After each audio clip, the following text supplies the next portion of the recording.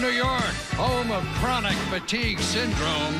And now, the author of Wuthering Heights, David. Ladies and gentlemen, on the program tonight, I'll be speaking very slowly in case any of you are writing down all my words.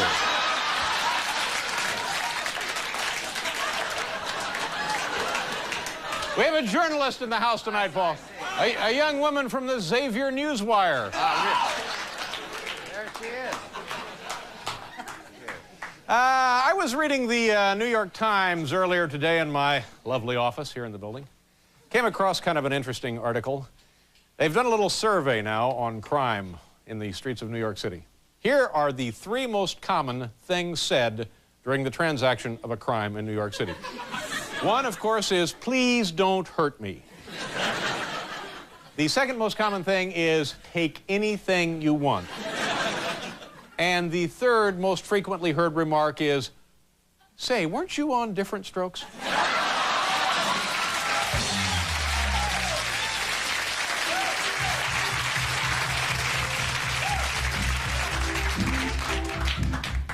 You know, the good thing about that poor girl, that Dana Plato, Yeah. a couple of months ago, she really couldn't get arrested, and now she's Now she can get arrested. More show business news, kids. I know you crave it. I know you can't live without it. Michael Jackson has signed a deal with Sony Entertainment for a reported $1 billion. Yes, sirree. A man can buy himself a lot of new noses for $1 billion.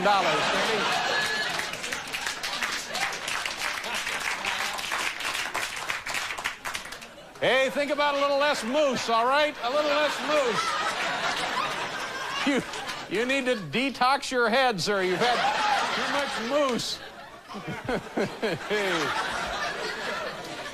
Yesterday, ladies and gentlemen, General Electric, the company that owns NBC,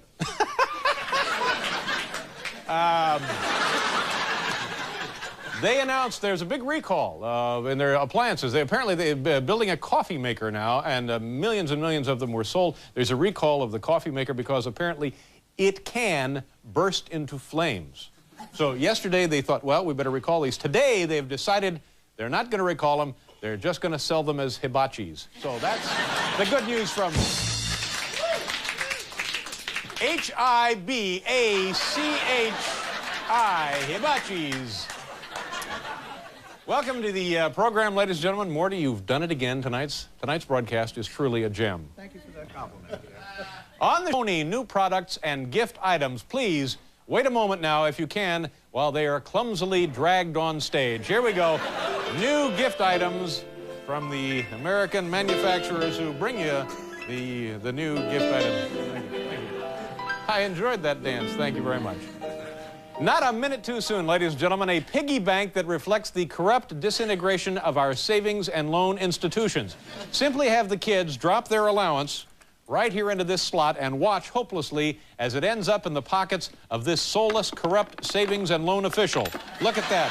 You put it right into the savings and loan, you think, and there, boom, right into the...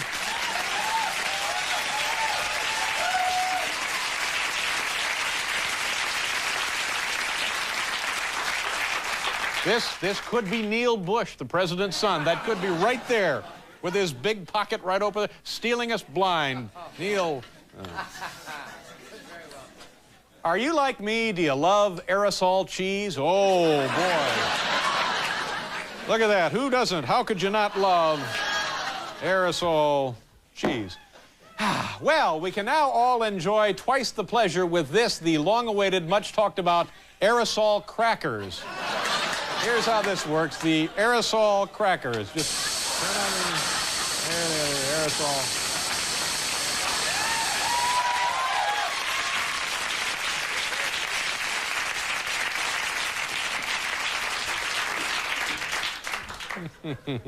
If you're good, perhaps later you'll enjoy a plate of crackers. Yeah, that's right. Here's a fur coat. Wow. Here is that fur coat.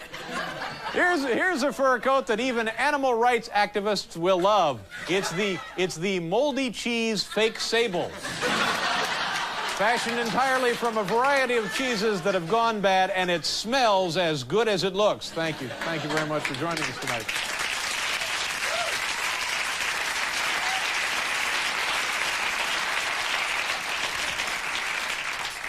Get that Ray Mendez out here, do all the old tunes. Da-da-da-dee-dee-dee-dee-dee-dee. Da-da. Ray Mendez is a guy who has brought real animals with him.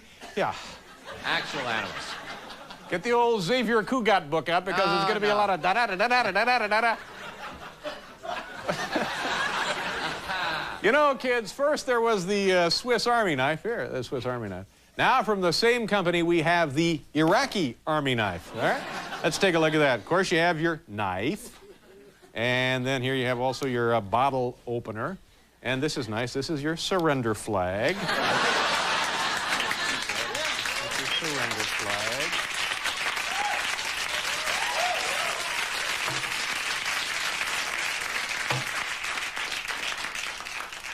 Oh, get ready for something.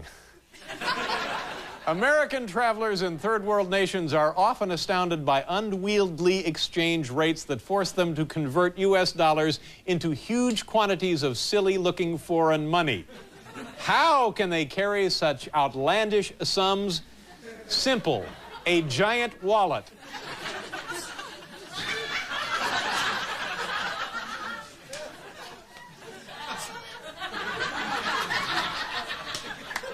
Thank God there's nobody from the press here tonight, huh, Paul? Because we'd be screwed blue, wouldn't we? Da-da. Da-da. Good news, sports fans. There's a way to bring the excitement of the NCAA basketball tournament to your pool, bath, or laundry room. That's right. I'm talking about the Jerry Tarkanian Towel Wringer. Sure.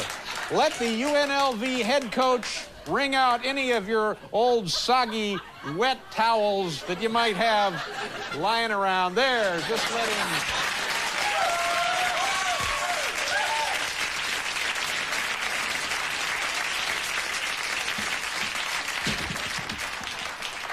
Uh-oh.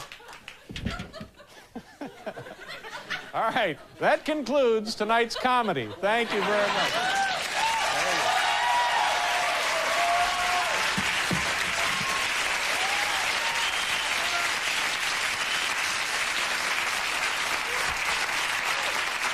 I'm going to tell you something, you know, when we first saw that giant wallet in rehearsal, are your sides, Morty, still sore from laughing? I mean, I thought I'd die when I saw that giant wallet there. I went nuts for a minute. But I'm okay now, and we can do the show. We'll do a commercial here, and then we're almost done with March. On the show tonight, and did we laugh? I'm telling you, we had a wallet out here that must have been 5, 6 times the size of a normal wallet. And we had some, 5? Yeah, at least 5. But you know, in rehearsal, it was supposed to be a little different deal altogether. Here now, watch, this is rare, a videotape of one of our rehearsals, and see what you think. Here's how the wallet was supposed to be. See, we had it hooked up to dogs. Now look what happens here. The dogs go nuts pulling that giant wallet. Oh, and then yeah, that's right, someone was actually killed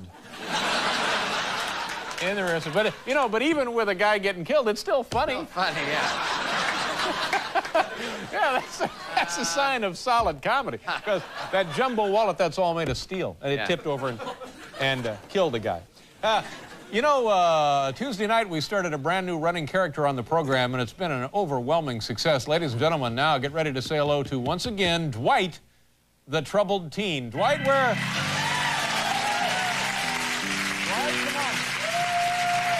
Hi, Dwight. Nice to see you.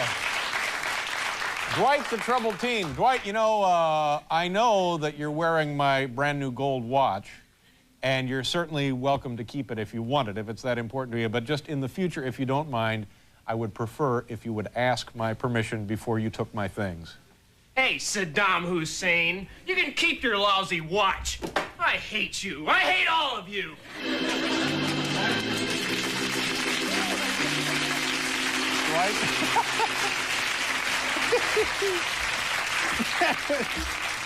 That was quite the troubled teen. That's too bad. I wish you'd talk to him, Paul. Well, maybe I will take him out and, you know, All right. a little... You know, our first guest plays the mom in what has become the biggest grossing comedy film of all time. It's called Home Alone. Ladies and gentlemen, here she is once again, one of the funniest women in show business, Catherine O'Hara. On the show, we haven't seen you in quite some time. Long time. Yeah, you know, I didn't realize, and forgive me for being so damn dumb, I didn't realize you were in this film, Home Alone. And you saw it? No, well, I didn't say that either. But it's like the biggest film of, geez, certainly the decade and maybe forever, isn't it? I know. Can Yeah. you believe it? I wish I produced it. Did you, how long ago did you make this thing? Last March, Yeah. April. Now, this is one of those John Hughes films, so you must have said to yourself, Yeah. well, this would be a pretty good thing to do. Yeah. But it was of a course. nice script, yeah. Did you have any idea at the time that it was going to go through the roof? You No, can't I tell, don't know can who you? did. Yeah. But it comes in handy sometimes being in a hit movie. I would think so. Last week, a stranger asked me, so what do you do for a living? And I said, I act. You do? Yeah. What do you act in? Well, I act in movies. No. Are you working on a movie now? No. Do you have one coming up? No. And you act in movies, huh? Well, I can be currently seen in the top grossing comedy of all time, Home Alone. Perhaps you've heard of it? Play the mother? Squished him like a bug. Oh, didn't I? Yeah. Now, we had the little kid on, Macaulay. Macaulay. I don't know. What's his name? Macaulay. Last time I was here, I just done Home Alone, and I couldn't remember his name then. Yeah. But now everyone knows his name. Of course, yeah. Macaulay Culkin, Macaulay Culkin. I think. Yeah. He's a nice little kid. He's like a normal little kid. He had actually done a little something for us years ago, and if you ran into him on the street, you probably wouldn't know that he was an actor, or certainly not a kid who's in this big, huge film. Yeah. How did you get along with him all Oh, right? yeah, he's a sweet little, unaffected, great guy. Yeah, And very smart and funny. And his dad, you met his dad? He's a nice enough guy, too? Yeah, oh yeah, they're all very nice. I think his dad and mom manage him. Yeah. He does. Working with kids is a bit strange, though, because they have, you know, different laws, of course, for children. They can't overwork them. Right. And they can only work to, you know, if they start late enough, they can work them to midnight, but not past that. Right. In only a certain number of hours. And they would do all the kids' coverage, you know, as much as they could before they would have to release them. And then they would do close-ups of the adults with either small adults or little kids who weren't allowed to say the lines and were just allowed to stand there. You know, little tired kids that would come in at 2 in the morning. Right. You know, No, wait a minute. If the other kids aren't allowed to be there, why are this other batch of kids, is it okay for them to be there? Because they're not as famous. They're not famous you kids. You can beat them if you like. No. I don't know why either. I asked that and nobody answered. They all ran away. No. But you would end up acting, or I would, myself. I would end up doing these close-ups like 2 in the morning, close-ups on my face, acting like yelling at this little kid who's supposed to be a Macaulay. Get up to your room. And the little kid is not allowed to say lines. Well, the lines would be said by the script assistant off, you know, camera. Oh, that's all right. And this little kid, I'm saying, Kevin, get up to your room. He's like, he just laughed at every line I said. Yeah. Now, if these stand-in, non-famous kids actually said the lines at 2 in the morning, of course, then you'd have to pay them. You'd have to pay But them. as it is now. You wouldn't be able to slap them around. Oh, no, stop that. No. Oh, the sweetest little kid, Ben. I don't know his last name, but he was a doll. He came in every night like that, little tired face. Well, tired, of course. It's in the middle of the night. I know. Yeah. But wouldn't you like that as a kid? Well, no, because then you have to get up and go to school. Or of course, maybe these kids were too good for No, they school. don't I don't have know. to. Show me these kids. Who knows what the hell's going on out there in Hollywood? There are different laws. And is there going to be like another one, the big sequel, the big blockbuster? They say, although I can't imagine they'll have the parents be that stupid again. I don't know. It will be involved. Yeah. They'll just be alone at the beginning, never mind how. He's alone. Okay, they're gone. Let's get to the good stuff. So you don't think you're going to be in this? You have to be in the second one. I don't know. Maybe not. Well, yeah. Is anybody looking into He this killed for us us? or something. And oh, they'll probably have him at camp and he'll be left alone. I think the basic idea is to leave him alone somewhere. Right, but... I know that is the working premise here. But don't they need, as the conduit to leaving him alone someplace, dumb parents? Once in a while have someone, I must get home to him. Yeah, yeah. We've misplaced him again, and here comes another $80 million film. I watched it with an audience full of kids, and Kids must you know, love it. Oh, they would go wild with the burglar stuff, and it was just such great silly slapstick. And then they'd go back to the mother at the airport, me, And these kids in the audience, okay, let's go get some. Oh, it's okay, it's the mother. Let's go. Yeah, but you have to remember something. For every kid, there certainly is a mother. One would hope. Yeah, one certainly would hope. Or a test tube or... Something. And you've, now I don't know if I got the chronology about this right. You were on vacation, you were on a honeymoon, you were on a trip, you were kidnapped, where it was something about a trip. Happened? I don't know. You were off in Mexico. Yes, I was. Is that a recent nearly trip? drowned, sir. Really? Yeah, I was there on a beach in Cabo San Lucas with my boyfriend, the wonderful production designer, Bo Welch. What's his name? Bo Welch. He just Bo did Edward Welch? Scissorhands. Oh, now that was an entertaining film. He did Beetlejuice. We were there, and I was... we were on a beach called Shipwrecks. He was looking for deserted surfing beaches, and he found this one. There was no one there but us and some mules. And we go in. Those ocean-going mules? Those saltwater mules you read about down in Mexico? Yeah. How would they hold their nose? I don't know. So anyway, you and Bo are out there. So, yeah, I cut his hair on the beach, and we got all covered in hair and stuff. So we went in the water. And I will not go past, up to here because I don't like deserted beach, yeah. Too scary. Yeah. So we were like, I was still standing on the ground, then just treading water, and then we say, okay, we're in there for 5 minutes. We say, let's go back, let's get out. We turn, and the shore is like a long ways away to my eye. Been so we start dragged out. swimming in. Yeah, swimming. I look up. We're further away. Swim further. And then I'm like swallowing salt water. We're gonna drown. We're gonna drown. We're gonna drown. Yeah. He said, he finally figured out what was going on. He used to be a lifeguard, so he said, let's swim that way. Right. Why would I swim that way? I'm going that way. Please let me go in. No, swim that way, swim that way. Swim parallel to the beach. Exactly. Right. Yeah, most people know this except me. And he didn't say undertow, but he was looking very scary, and I thought, he thinks we're going to die, so we're definitely going to die. And then I'm swallowing more water. He says, take your shirt off. I had this big, long shirt. Take it off, or I'll rip the effing thing off your body. And he dragged me, practically. He saved my life. He saved your life. That's we great. got in. That was an undertow. Wow. Oh, and I was not cool. You should have just whistled for one of them mules to come out and get you. Have one of them swim out and drag you into the beach house. Get yourself a Mai Tai. Margarita. Let's see, you got another film coming out soon? No, but I'm currently... I know. And you're going back to California? Yes, I am. Well, enjoy your time here in New York. Nice to see you. Thank you very much for being here. Sultry Latin rhythms of Ray Mendez and his cold-blooded animals. You know, Paul, one of them dogs, one of them huskies that was towing the big wallet during rehearsal. By the way, it's nice to be back at the scene of my earlier bombing. One of those dogs quacked. Did you hear that? It was the silliest thing. One of them actually quacked the whole time. Were you here for that, Sid? I've not heard a dog make that kind of a noise. It's true. Well, this is the guy to talk to about quacking dogs. He is a naturalist who works with animals and has been seen in many television commercials and films. Most recently, Silence of the Lambs. Tonight, he's brought us some cold-blooded animals. Please welcome Ray Mendez. Ray!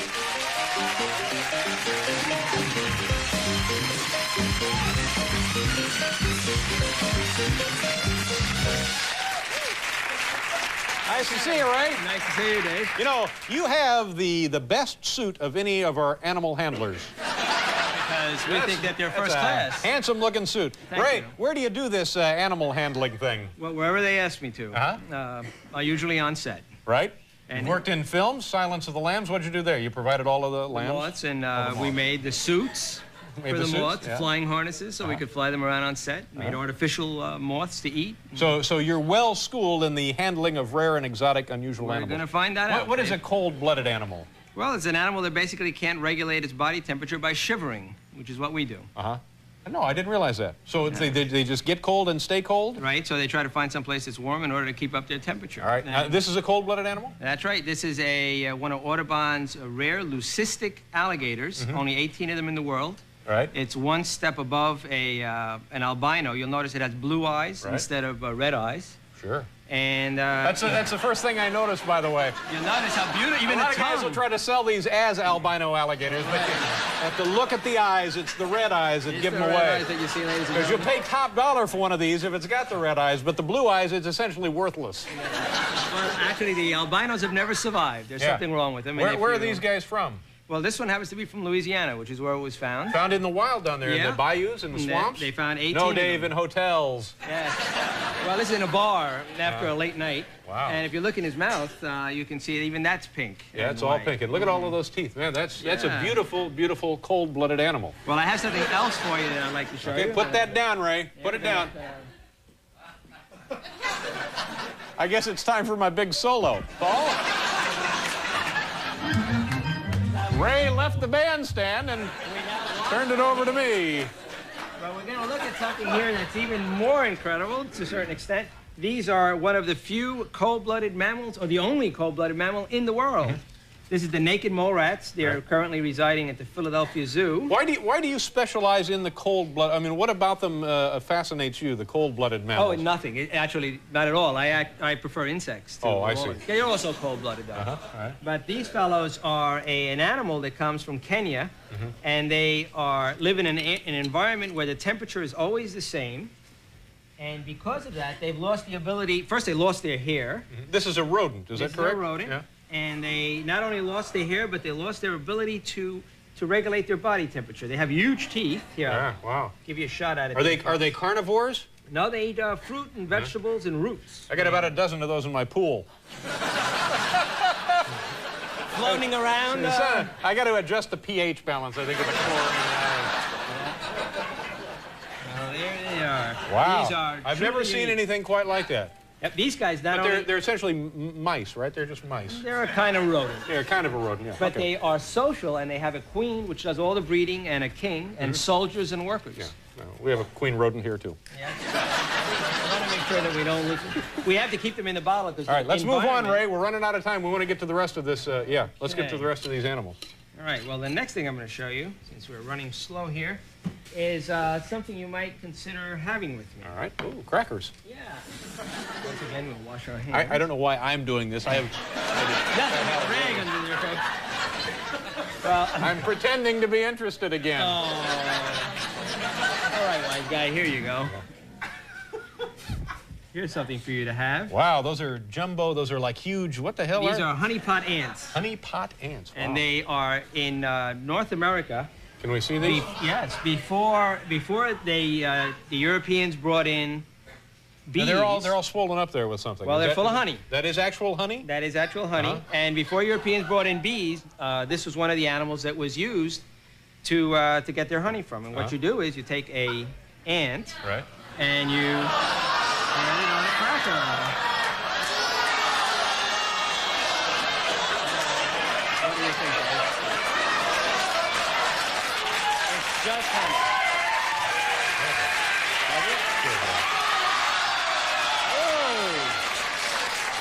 You're nuts!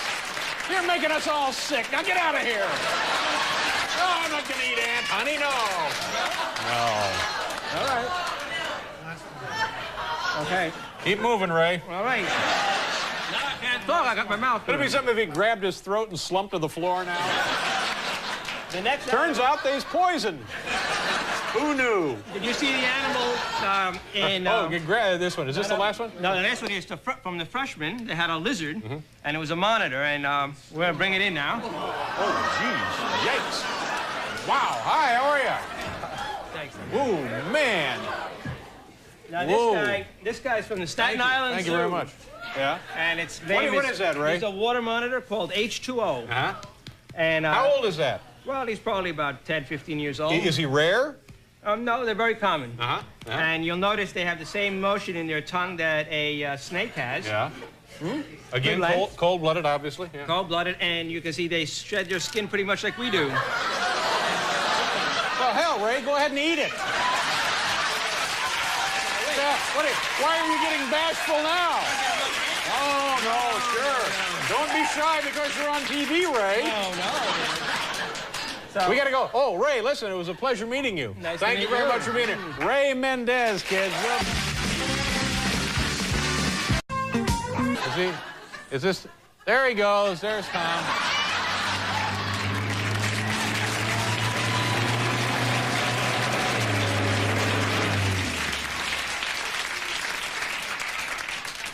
Welcome to Pee-wee's Playhouse. Very good. Let's see. Oh, let's do our top 10 list and go home early. Let's sign off early and go home. The category tonight, top 10 least popular pay-per-view specials.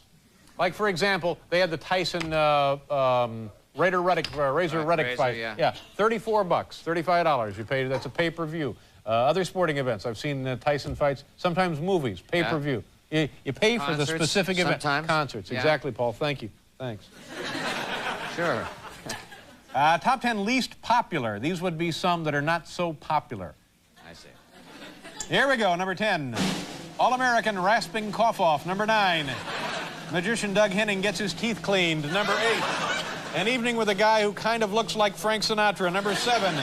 White NBA Players All-Star Game. Number 6. Number 6, Raymond Burr's Night of 100 Pants. Number 5, Texas Rangers Batting Practice. Number 4. Season ticket holders, are you? Number 4, Live from the Arctic Circle. It's a big melting iceberg. Number 3, Whittlemania. Number 2, The Time to Make the Donuts Guy, Up Close and Personal. Number 1, the least popular pay-per-view special, The Liver Capades. There you go. Famous dancers in the world today. He is currently on his farewell tour, so coincidentally, so am I. Tomorrow night, he will be performing at the Tillis Center at the C.W. Post University campus on Long Island. Ladies and gentlemen, please welcome back to the show, Rudolf Nureyev. How are you? Very well. Good. Nice to see you again. Thank you, sir. You were here a couple of years ago. No, a year ago. A year ago. Year ago. And you were getting ready to tour. You were going to be going all year with King and I. The King and I. All right. And you went. How many different cities did you play? Oh gosh, I don't know. 30. Probably. At least 30. Was that grueling work? Did that just drive you nuts after a while? No. I enjoyed it very, very much. How many individual productions, performances did you do? Gosh, it was 6 months, 8 performances a week. Yeah. The contract was for 22 weeks. 22 weeks. Yeah. And they obviously extended it. Yes, well, I don't know, 6 months. Oh, 22 weeks out of 6 months in the... Yeah. It's getting too confusing, isn't Nah. it? If we had a computer, we could figure it out. Yes. But my point is, when you're in Milwaukee on a Wednesday, did you do matinees? Yes. Okay. All right, you're in Milwaukee. It's a Wednesday afternoon. And how do you get excited about going out to do the same show again? Well, I don't know. You go, first of all, when I was in Milwaukee. Right? And Don't make me come up there. I was doing my classes. I was dancing. I was taking class. Right. And that warms you up and Right. warms up your brains and your body. And you figure out that you can't escape. You never have got to bored be- with performing then? No. Yeah. No, I had my toys. Yeah. What kind of toys? I had my toys. I had, first of all, I had television. Television? I could see you every night. Thank you. Thank you. No, I had a piano. I was Yeah. very taken by studying music, and I was playing at the hotel and in the theater. So. Yeah. Now, the people, the folks, I'm guessing the audience is obviously primarily made up of Americans. They must have loved you. They must have just been so excited to see you there. Did you find a different kind of warmth that you got across the country, as you say, opposed to here in New York City? Were they more excited to see you? Well, it depends. There's certain cities, like in Ottawa, you don't want to go to Ottawa. Mm-hmm. Ottawa, Canada? Yes, Yeah, but yeah. Toronto is great power. Toronto is a great city, yeah. And maybe you can skip Winnipeg. Yeah. All right, well. But then Vancouver is great. Vancouver is a great town, yeah, yeah. Now, a man who has achieved the kind of fame and success and dancing excellence that you certainly have, do you know, like great golfers, if their game is off a little bit, they'll go back to the club where they started and they'll get the golf pro to help them brush up when they're putting or they're driving or whatever. Do you have, as a dancer, do you ever go back and have somebody help you work on your mechanics at all? Well, there's always friends and enemies who's dying to tell you what you did wrong. you Yeah, know? yeah. And you very much aware of what you did wrong.